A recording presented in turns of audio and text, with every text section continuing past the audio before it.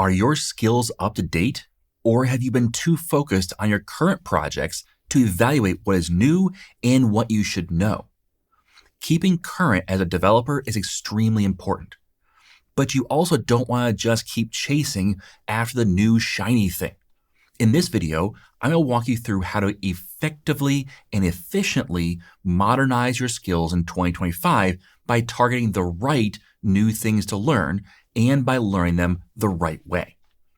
Now, if you don't know me, my name is Tim Corey, and I train real-world ready software developers, both here on YouTube and on my training site. Here on YouTube, you can find over 700 videos on C# and the related topics, including 6 free courses and a podcast focused on the questions software developers have that aren't specifically answered with code samples. On my training site, I have courses that focus on in-depth, real-world training to get you career-ready quickly. Either way, my goal is to help you become the developer you've always wanted to be. So let's talk about how to modernize your C# skills in 2025. And let's start off with what we're going to cover in this video. It's a little bit different. We're not going to get into code in this video. We're going to focus in on the high level, and I have videos for pretty much everything we're going to talk about, but we're going to focus in on kind of the path, your path to your modernized skills. So the agenda is we're going to talk very first, about common pitfalls in training, because this is where I see people go off the rails almost immediately.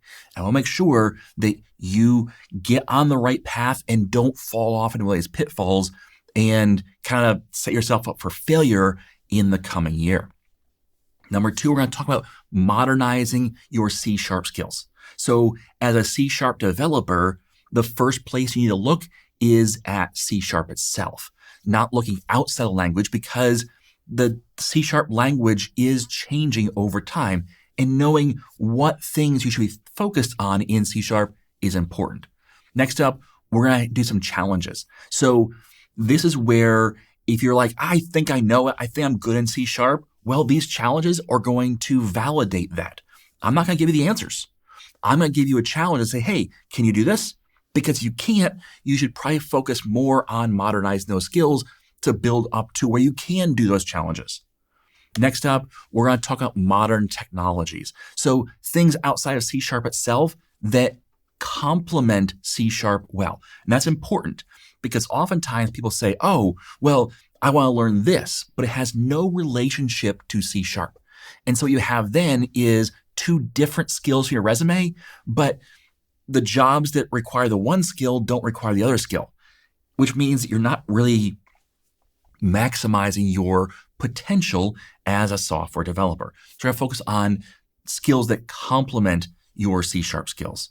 And again, we're going to do some challenges there. We're going to issue you some challenges to validate, are you there? Do you know what you need to do for these things? And can you do these things well? Because these challenges are going to reflect what an employer might ask you to do.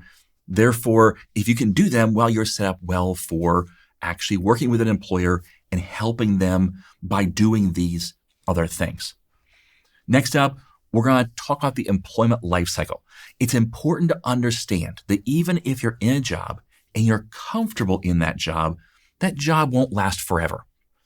So what you need to do is make sure that you're always thinking through your employment lifecycle and not just kind of relaxing and letting the world pass you by and then getting all bent out of shape or all concerned when you lose that job and all of a sudden you're not ready for the marketplace. I want you ready for the marketplace. I want you also to be growing in your current role. Even if you did never leave your current employer, even if your current employer loves you and you're continuing to move forward, this employment lifecycle is important because what it will do is it will help you continue to move forward. All right, then we're going to talk through the skill modernization checklist. And finally, I'll give you some training resources to help you with all of this. So that's the agenda. Let's dive right into the first thing, which is common pitfalls. Pitfall number 1, picking shiny skills over powerful skills. What do I mean by this? Well, when you look at at development, often what happens is people say, oh, React is popular. Let's learn React. And that might be the right thing for you. But oftentimes it's not. And so what you're doing is you're chasing after the shiny thing, the thing that you hear everyone talking about. And you may say, well, Tim, that's the most popular thing out there right now. Therefore, I should learn that because it gives me the best chance to succeed. That might actually be the opposite. Because think about this. If there's a shiny new technology, let's just choose React. It's not really new. It's been around for a while, but it is pretty popular. Well, let's just say that you decide, I'm going to learn React too. And you're a C# developer, mainly focused on the back end or maybe full stack. And you say, I want to pick up React. That might be right for you if that gives you a better chance with other employers who are looking for C# developers who can also do React. But think of how many people are just like you who are saying, ooh, I should learn React. Well, now it's like you are at the start of a marathon and you are in the crowd of hundreds of people that are starting to run. How do you stand out? Well, you need to get ahead of the pack. And to do that, it's going to take a lot of work, a lot of hard work over a long time, because that pack is huge and you're just one person in it. So by picking that shiny skill, what you've done is you've made yourself one of a million. And that's not great odds. So instead, sometimes what you want is most of the time what you want is a powerful skill, meaning something that complements your current skills well and that sets you apart, that already puts you ahead of the pack or maybe in a smaller group. So we'll talk about this. One example might be learning SQL. This is one of those things that people are like, well, I know SQL. I can, do a query. Go beyond that, because it might not be a shiny skill. It might not be the thing that everybody pursues, but that's kind of the point. SQL is really important for C# development because it's a very powerful database language and it's often used with C#. But yet people are often at a very shallow level of skill with SQL. Well, if you deepen that skill, you become much more powerful as a developer. You can write better queries and your application is only as fast as your slowest query. So you can write better queries. You can do performance evaluations on those and so on. So you'll be more valuable to employers because you'll be a better overall developer for them. So don't just pick shiny skills. Focus on what's most powerful for you. All right, number 2, confusing demo level with real world ready. So this pitfall is about the idea that you can often trick yourself into thinking you know X technology because you built an app in it. Well, did you though? Or did you follow along with a demo that somebody else created? For example, I do this. So I will give you a demo. I'll say, okay, let's build this thing. And it is a great thing to follow along and build it yourself. Please don't mishear me. Do that. Getting your hands on the keyboard and actually building something is really valuable. However, don't confuse following along with me as being real world ready.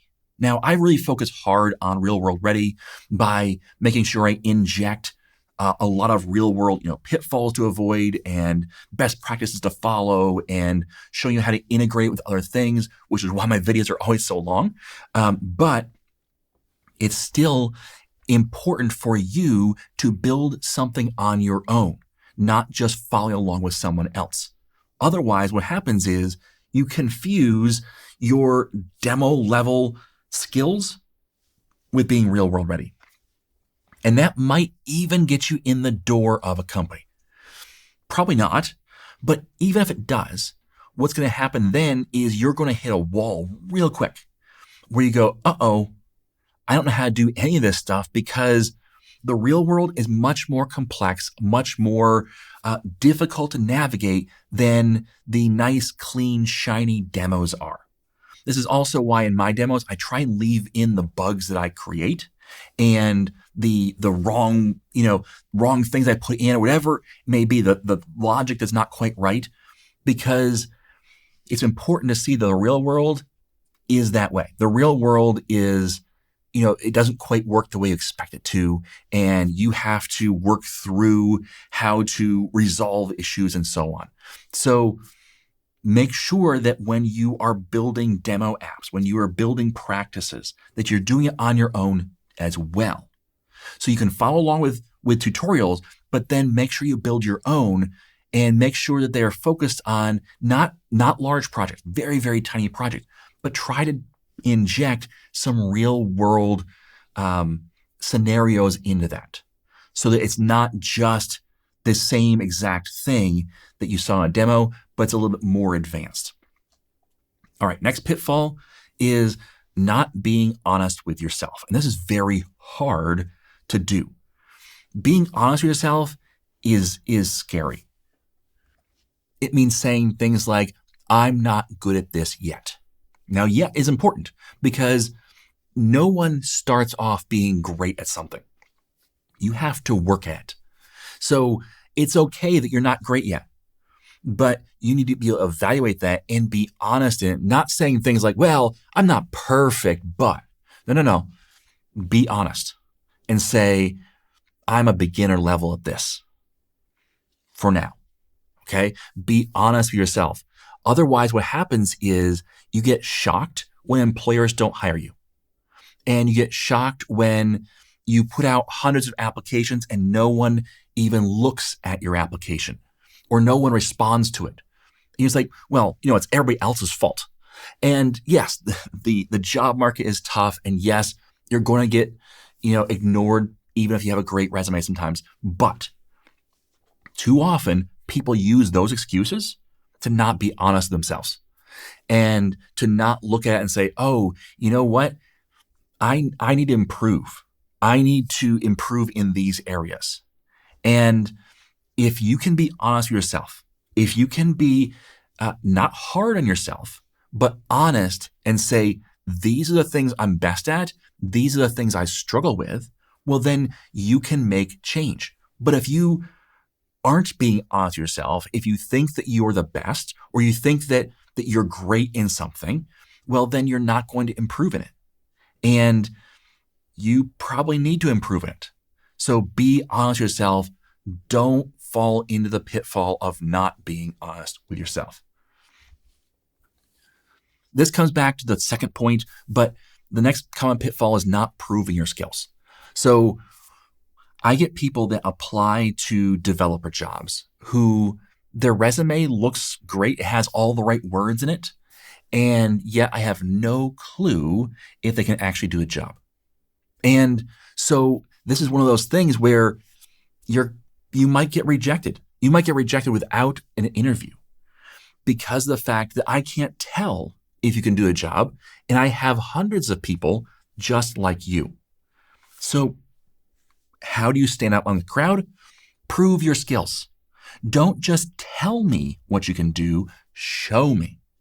So don't just say, well, I'm a great full stack C# developer. That's great. Show me. Okay. Show me an app that you built that's completely full stack. And don't show me an app that you worked on. For example, I get this a lot with especially newer developers who are saying, well, here's a project I worked on with 5 other people at school. No, don't show me those because I don't know what your contribution was. Now, it can help if you have a GitHub repo and I can look through the commits and see which commits have your name on them.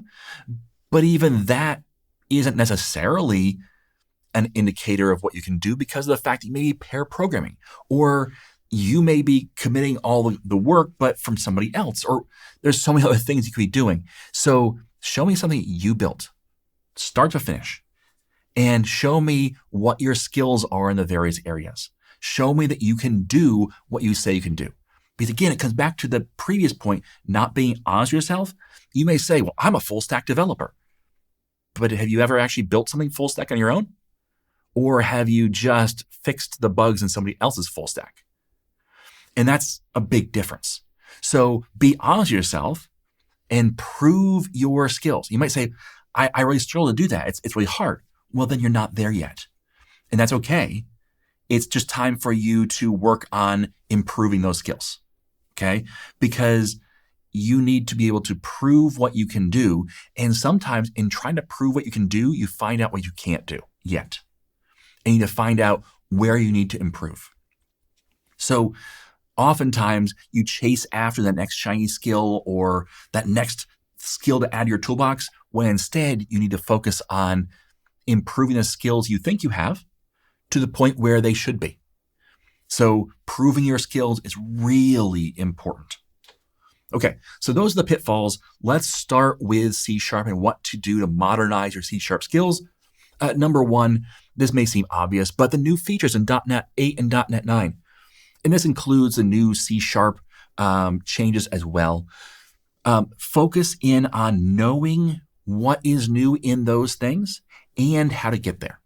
So this is a really important thing for developers to know how to do, because of the fact that .NET 9, as of the time of this recording, has only been out for a couple months. Well, guess what? Most employers aren't there yet. Most employers have applications that aren't on .NET 9, that maybe aren't even on .NET 8. And quite frankly, there's a lot of applications out there still on .NET Framework. But knowing the new features in the new versions will, first of all, be able to help you effectively communicate with your leadership what the value would be to go to those new versions. For example, in .NET 9, it's a standard term release. It's not a long-term supported version. That's okay. It's still production ready. Why would you go there? Well, one thing is that it improves the performance of for loops. So if your application uses for loops at all, and my guess is it uses them a lot. If it does, well, guess what? Your application will get faster just by upgrading to .NET 9.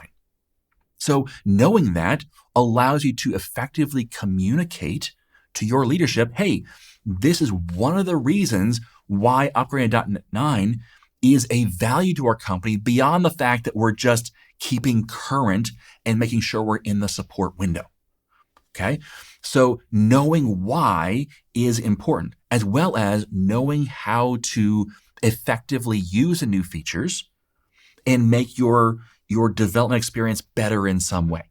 Okay? Change for change's sake isn't that valuable. But there's a lot of changes in .NET 8 and .NET 9 that are there to make your development experience faster, safer, and better. So knowing which ones those are, knowing which features you want to target and which ones you can ignore is important. But then also knowing how to upgrade to .NET 8 or .NET 9 is also a really valuable skill, because again, employers aren't there yet, but they probably want to be, and they should be. So therefore, having the skills of knowing how to get a person from where they are to .NET 8 or .NET 9 is really valuable as an employee. So that's one of the areas to focus on. Number two, learn to evaluate code performance. This is an area that I see that feels like it's lacking, is that people try to learn software development without learning how to evaluate code performance. So they write code that gets the job done, and they think they're done. The problem is that code can run great in development because of the fact that it's one person using the application, it's a very small data set typically, and it's on a fast machine. But then you put it into production and you have hundreds, thousands, or tens of thousands of users hitting that application with millions of records, and all of a sudden the application is slow and sluggish and you're not sure why. Knowing how to accurately evaluate code performance is a big deal, because just changing how your code is written can change how fast your application runs. And how fast your application runs is directly tied to how many people you can serve with your application. So learning how to evaluate code performance is really valuable, and it is a next level deeper skill than just I can write code. It's I can write performant code. So part of this is learning how to write better code, but then part of it is learning how to evaluate the performance of your code. So, and these two go hand in hand, and part of it is knowing when not to try to over-optimize your code. For example, adding two strings together by saying string 1 plus string 2 is not very performant. In fact, it's very expensive to do. But it may be the right choice for certain circumstances. So knowing how to not prematurely optimize, but yet keep in mind, hey, you know what? That's in a for loop that's going through a million times. I should make that better. As opposed to, we did that once, that's no big deal. Okay, so knowing how to make your application performant up front without prematurely optimizing, and then how to evaluate the actual performance to then further tune your application after the fact, really valuable. Number 3, learn how to use minimal APIs. This is a newer API type. In fact, it's newer, but at the same time, it's just a tweak in how APIs work. But I will tell you that minimal APIs are more performant than the standard API. Not by a ton, but they are. But along with that, they're also really smaller in how they are built, which means that they are less code to evaluate, less code to write, less code to kind of keep track of. So there's some real value there, especially when you get into writing small APIs, not just these massive APIs with these huge footprints. So learning how to use them will be valuable, especially when you're talking about, breaking off chunks of your application or creating microservices or a number of different scenarios where a minimal API is the right choice or the better choice. Number 4, learn how to use Blazor Web Apps. Blazor Web Apps is kind of the final form of Blazor, and they're pretty impressive. Okay, so when it comes to web applications, we have server side, and we have client side.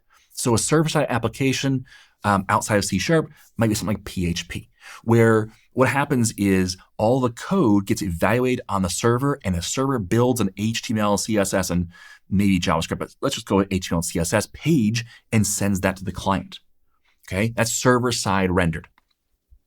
Well, that can be very, very fast. So what happens though is all the work gets done on the server.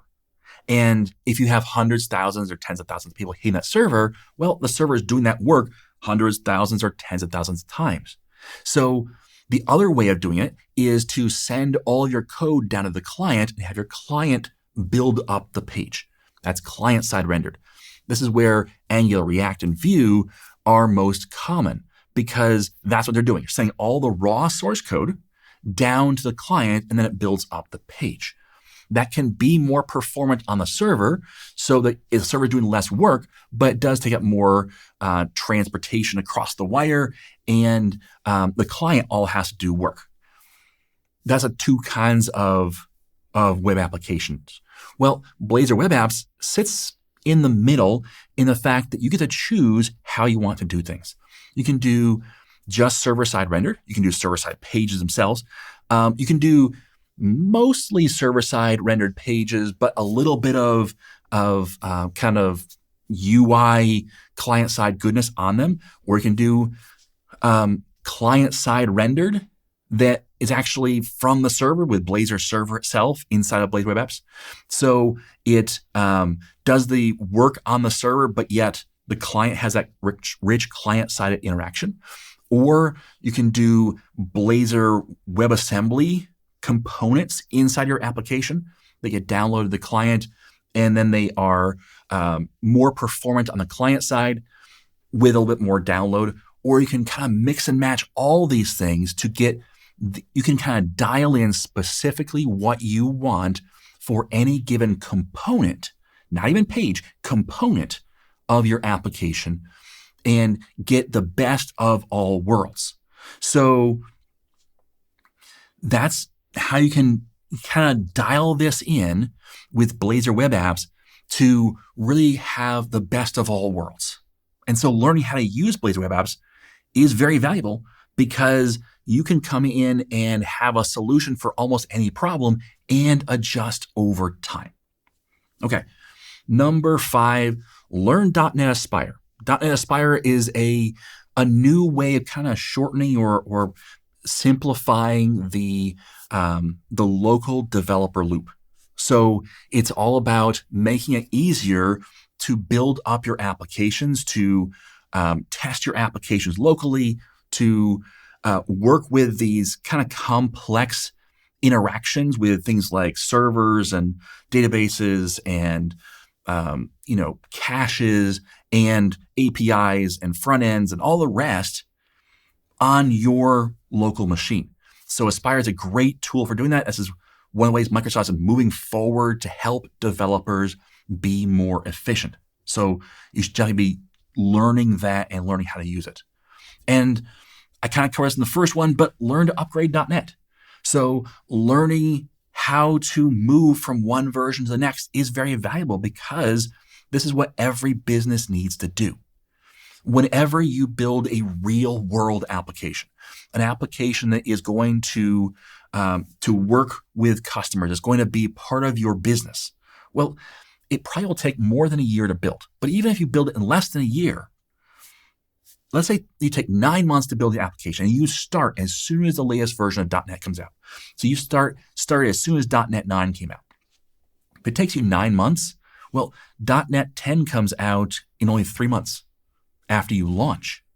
And typically, if you're going to build an application for production, you're not going to want to just use it for 3 months. You're going to want to use it for longer than that. And that's what happens with a lot of companies is they've been building up these applications for years, and they've been supporting the growing number of features in these applications for years, and they were cutting edge when they were built. But that was a long time ago. And maybe they fell off the regular update train. And so they need help getting to the newer versions. Knowing how to do that is an extremely valuable skill because you can be the rock star that helps your organization move forward instead of getting stuck. So learning to upgrade .NET is a very valuable skill to have. All right, so let's jump into some challenges to help you kind of practice these things and make sure that you're understanding how they would work. So first off, build an app that creates a huge CSV files of sample data. So figure out how to generate data. Figure out how to generate different types of data, and then figure out how to create a CSV file that's really large. And then figure out how to optimize it. So I want you to think through, how would I create this? How would I build this out? And just try to figure out how to accomplish the goal. But then figure out, is this the most efficient way of doing it? Or is there a more efficient way of doing this? And how would I know? Because you don't want to just guess at your efficiency. You want to test it. And again, it comes down to you want to be able to know how to optimize your application. That's challenge number 1. Number 2, build a Blazor web app that allows users to build sample data and then fill SQL databases.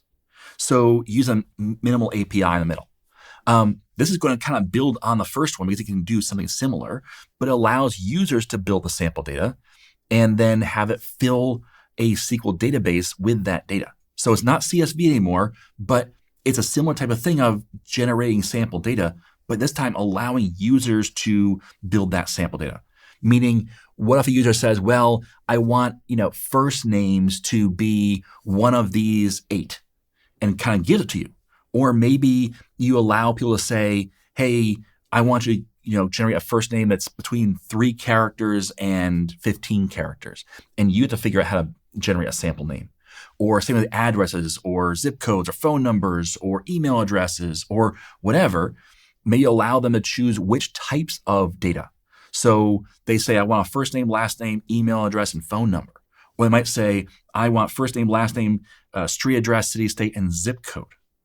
And you have to generate that data and fill a SQL database, which is kind of tricky because that might be a different table structure. And in the middle, use a minimal API. All right. So that's number 2 challenge. We have number 3, orchestrate your Blazor API and SQL app. So from number 2, using .NET Aspire. So connect them all and use .NET Aspire to set all that up and coordinate all of that. Number 4, create a YARP project. YARP is yet another reverse proxy from C#. Create a YARP project that sits in front of multiple API projects to create a flat API surface. Now, include in that an Azure function. So what you want to have is one API for the users to see. So they're going to call one API, and it's going to have a bunch of endpoints, but those endpoints are actually hitting different APIs in the backend. And one of those different APIs will be an Azure function, not just regular APIs or minimal APIs. All right. Number 5, upgrading an existing app to .NET 9. You might say, well, Tim, I don't have an existing app. Well, that means that you need to work on your portfolio because you should have existing apps. So upgrade an existing app to .NET 9. If you don't have one, if you're a part of the Dev Pass, well, then I have a bunch of projects in there that are in different versions of .NET. So I even have some legacy courses that are only in the Dev Pass, things like the Build Time app or the Tournament Tracker app that you can grab that are in .NET Framework, or things like the Suggestion Site, which originally was in .NET 6, and you can upgrade to .NET 9. There's a bunch of different projects out there at different levels if you're in the Dev Pass. Otherwise, grab a project of your own and upgrade it to .NET 9. Practice that work. Okay, so there's 5 challenges that will push you to make sure you know how to do these different things and your skills are modernized. Now, let's talk about adding new technologies to your stack of skills. And I'm going to focus in on technologies that will complement C# well. All right. Number 1 is HTML5 and CSS3. Now, some of you may be saying, Tim, these are not modern technologies. HTML5 has been out for a long time, and so is CSS3. Well, that's true, but it seems like most people don't use them. Most people don't know how to take advantage of them more than the very, very surface level. Learn how to actually use these things. Okay, so I want you to focus in on making sure that you know how to go beyond just the simple stuff. Kind of like the demo project versus real world. Know how to go beyond the demo project in these technologies. Number 2, SQL Server. Knowing how to use Microsoft SQL Server, extremely valuable.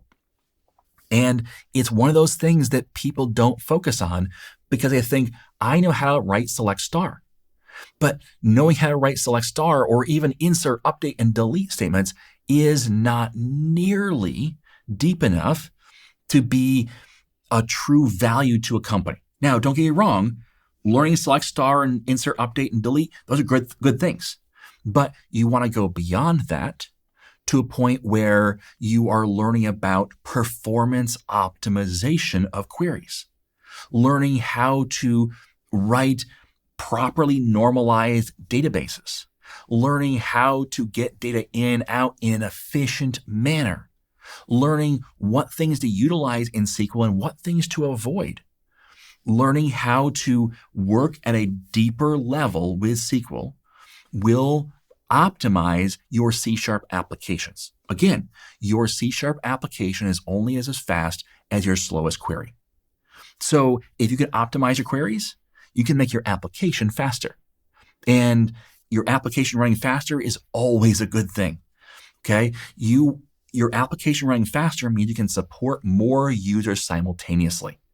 That's always valuable. Your application running faster also means you can run on cheaper hardware. That's really valuable in the cloud. So if your application is properly optimized, you can run on some fairly cheap hardware and yet still support all your users. So knowing how to optimize not just your C#, which you talked about earlier, but now also your database is very valuable. Containers. Now, you'll hear things like Docker, and Docker is kind of like the brand name for containers. It's in the US, we have tissues, but we also can call them Kleenex sometimes. Kleenex is a brand name, a type of tissue, but it became so associated with tissues and kind of one and the same that we often call them Kleenex. Or in the South here, we call things Coke. And what type of Coke is it? Well, it's actually Sprite. Well, yes, because we're kind of giving it that brand name, even though it's for a generalized thing. We often say Docker when we mean containers. Okay, so you might hear Docker a lot, but you don't have to use Docker specifically in order to use containers. But either way, learning how to use containers effectively. Too often I see people saying, I don't need containers. That's dumb, that's stupid. I don't need to containerize my application. That's not the only thing that containers do. Learn about them first, okay? Because containers can be what you use to put your database in for local development. They can be how you can deploy your application locally for testing purposes to make sure that your whole process works, your continuous integration works properly. So you can have caching in your containers. You can have multiple things work together on your local server, or local desktop. I use containers all the time. I have one container that can take all of my audio files from videos like this. It can take those audio files and create a closed caption for videos and then translate those closed caption into other languages. One container, I spin it up in 5 seconds. I just run one command and boom, it's running. And then when I'm done, I turn it off. And now it's not installed on my computer. It's not interacting with my other parts of my computer. It's not causing DLL conflicts or all the rest. I can do the same thing with SQL Server, with MongoDB, with different Azure services, and so on to test things locally without bogging down my machine. So it's not just about putting your code in containers. However, it's also about putting your code in containers, because when you put your code in containers, well, it encapsulates what you need for that application, which means it's more future-proof and it can run in more environments. I often hear people say, well, Microsoft is forcing me to upgrade to the new version of .NET because if I don't, then it won't run in Azure. And that's just not true. You can run old versions of .NET in Azure, no problem, if you're using containers. And in fact, most of Azure is using containers. So for example, an Azure web app, if you say I want to deploy via code, you're actually deploying that code into a container Microsoft creates for you. Or you can deploy your own container. And in that container, you can put the .NET runtime you need. So you can say, hey, you know what? I'm going to use a .NET 6 runtime, which is not supported anymore. No problem. I can still use that .NET 6 runtime with my web app and deploy that to Azure. Now, I would encourage you to learn how to upgrade, because that upgrade from .NET 6 to .NET 8 or 9, not that hard. But learn how to use containers because they are an incredible tool that's going to become more and more valuable. And it's not just for Kubernetes. It's not just for the cloud. It's not just for your application. Number 4, DevOps. This is one of those things that this is a part of the process of getting your code to production. And when it comes to your code, the more you know around that process. So some people focus just on writing the code. They say, all I want to do is write C# code. And that's fine. And you can definitely do that for your job. But the more you know around that code, the more valuable you become. Notice that points number 2, 3, and 4 are really talking about the things around your code. It's talking about the database, knowing how to work with that effectively. It's talking about how to containerize your application and the other tools you need, and how to build a better testing environment locally and on the server. And number 4 is talking about how to build your application, how to test your application, and how to deploy your application in different environments. Knowing how to do these things, knowing how to go beyond the basics, is very valuable to employers. So think of it this way. Think of it from a perspective of an employer. If you're an employer and you only have the money to hire one developer, and you already have 2 developers, and one developer is really good at SQL, one developer is really good at C#, and you want to hire one more developer, which developer are you going to hire? A person who's great at C# or a person who's great at C# and knows how to do DevOps and containers, or DevOps, containers, and SQL? Well, probably the latter, because not only do you get the C# developer you need, but you also get help and expertise in improving the process of all 3 of you now, and in making that whole development experience better for everyone at the company. That's very valuable. So learning DevOps is another way to improve your marketability and give yourself a boost when it comes to the job market. Number 5, learn Azure. Not everything in Azure, but learn in more depth than you probably have now. Learn what services are available. Learn how to cost optimize things. That's a huge one. Learn how to cost optimize. But then learn how to deploy your application. I worked for a company that was a software as a service company for a while. And the company's there forever. But as far as I worked there for a while. And one of my big jobs was to take them from essentially an on-prem installation to a cloud-based installation. When we did, we saved them so much money that we had a deployment with backups in other locations and a second site in case the first site went down, our first zone went down. We had better power, faster servers, more data storage. Everything was larger and better, and yet our bill was cheaper. And the way we did that was knowing how to cost optimize and knowing what services were available in Azure beyond the basics. Okay. Too often I see people think that the cloud is just moving your code to somebody else's server in the same way it's on your server. And that's a very inefficient way of doing things. If your first option is to spool up a virtual machine in Azure, you've probably already lost. So knowing how to do things right is important. There's multiple ways of doing almost anything in Azure. Knowing what is available and when to use each is super valuable.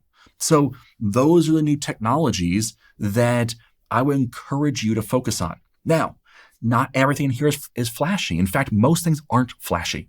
You're not seeing me say Kubernetes. You're not seeing me say, React. You're not seeing me say, something really awesome and flashy and, cool.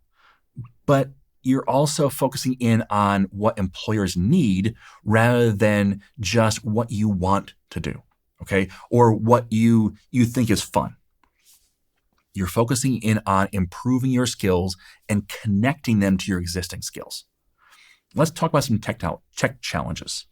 So number 1, build a static web app on Azure that demonstrates modern techniques like Flex, Grid, the Canvas, responsive design, and more. Now, I want to point out something really quick. If you go to iamtimcorey.com right now, iamtimcorey.com has been hosted as an Azure static web app for a couple of years now. It's awesome. I pay for it.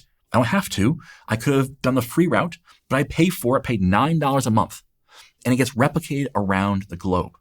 And it's really powerful, really fast, and that improves my search engine ranking, that improves my page load speed, and so many other things. But then on top of that, I use modern techniques like Flex, Grid, Canvas, responsive design, and more. Let's see you do that.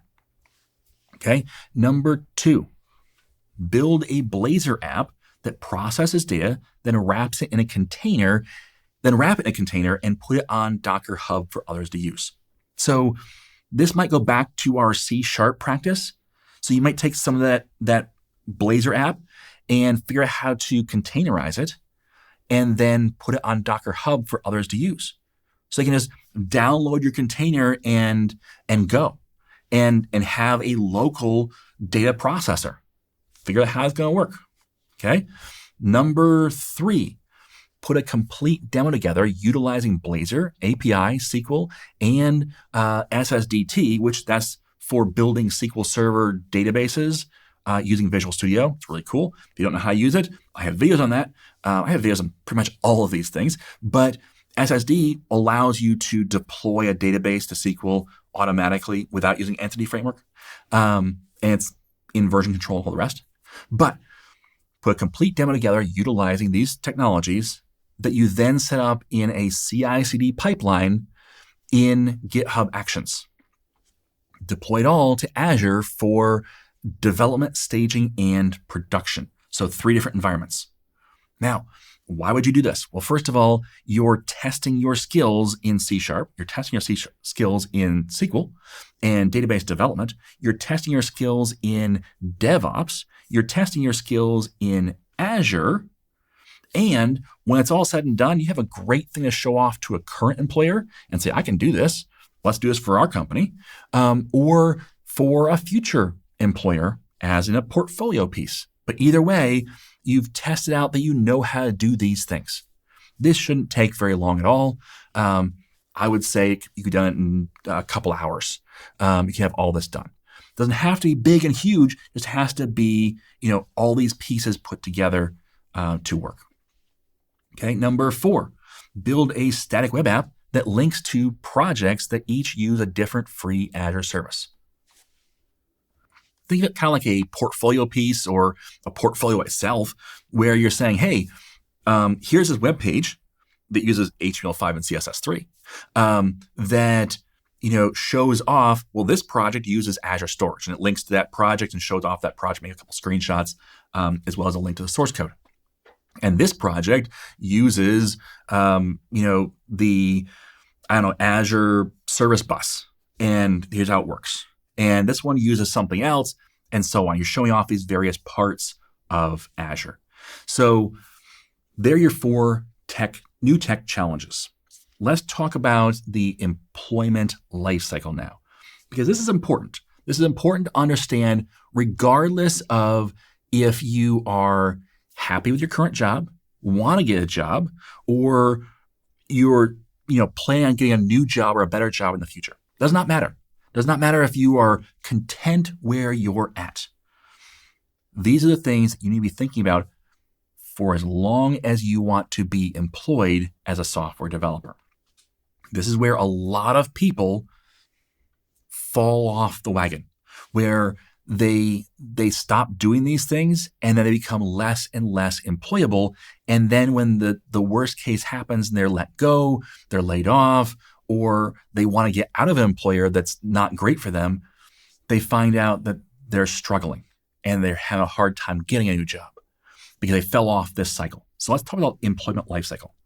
Number 1, focus on building up new skills. This is where you watch YouTube videos by, some guy named Tim Corey, maybe, or anybody else. But you watch videos and you practice what you're doing. And then from that, you build up experience. And how do you build up experience? Well, you build it. You build something with it. That doesn't mean necessarily you get paid for it. You may just be building portfolio pieces, or you may be building a demo project, for your own enjoyment, or maybe even trying to build up a little side project that you could potentially sell. Doesn't really matter. Build up experience by building something with the things you just learned. And then from there, put it in your portfolio. Show off what you can do. Again, remember that employers don't just want to hear what you think you can do. They want to see what you can do. Show me what you can do. Don't just tell me.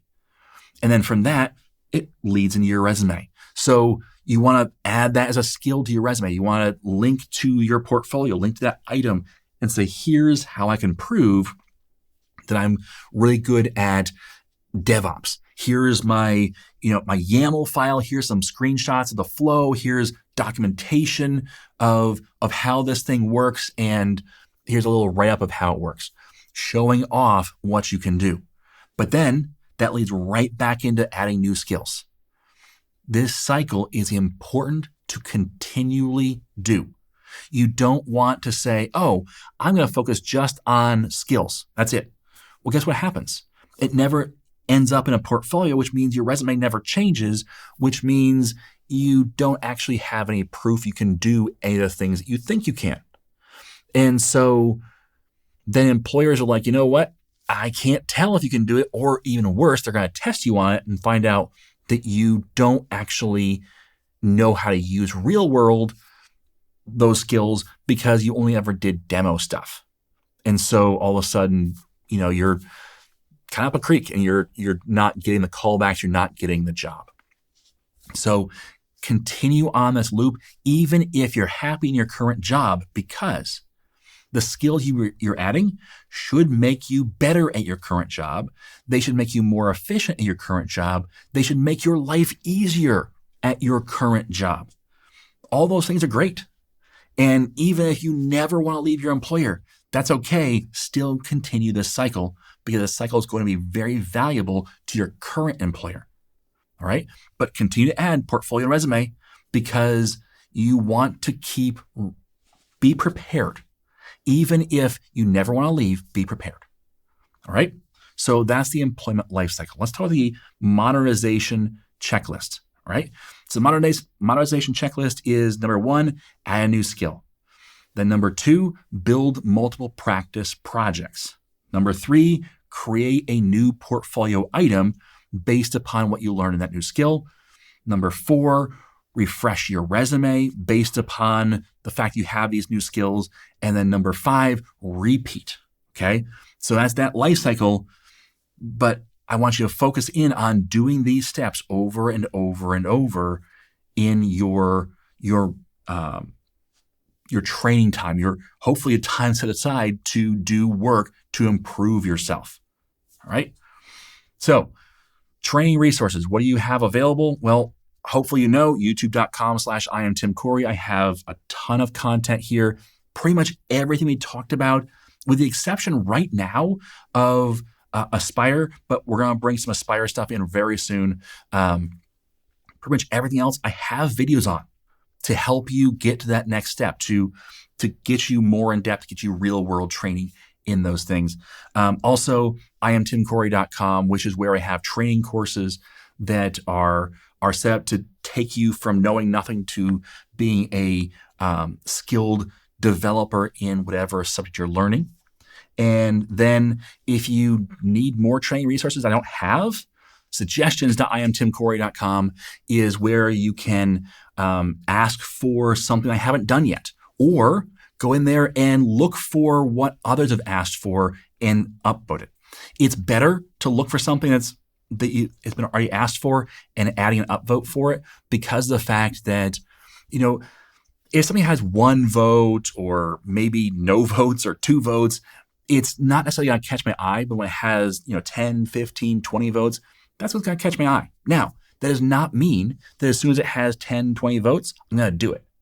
There is an order to what I do, and there is some things I will and won't do, or won't do in a certain season. So you'll find things that have even over 100 votes that I haven't done yet, or I haven't done fully. Something I've done partially because there's, microservices. Well, I've done a lot of stuff around microservices, but not everything that I want to do around microservices. So there's some things there that have been upvoted a lot. Continue to add upvotes to them to show that they're important to continue to do. Okay. So those are your resources to help you get trained in these areas, to modernize your skills. I'm always focused on how do I help you get to that next level of modern skill development. Okay. So I hope that helps. Thanks for watching. Thanks for sticking with this. If you have any thoughts or anything that you want to see added, leave them down in the comments below. But if it's a suggestion for new training, go to suggestions.IamTimCorey.com, where I can keep track of those things. All right. Thanks for watching. And as always, I am Tim Corey.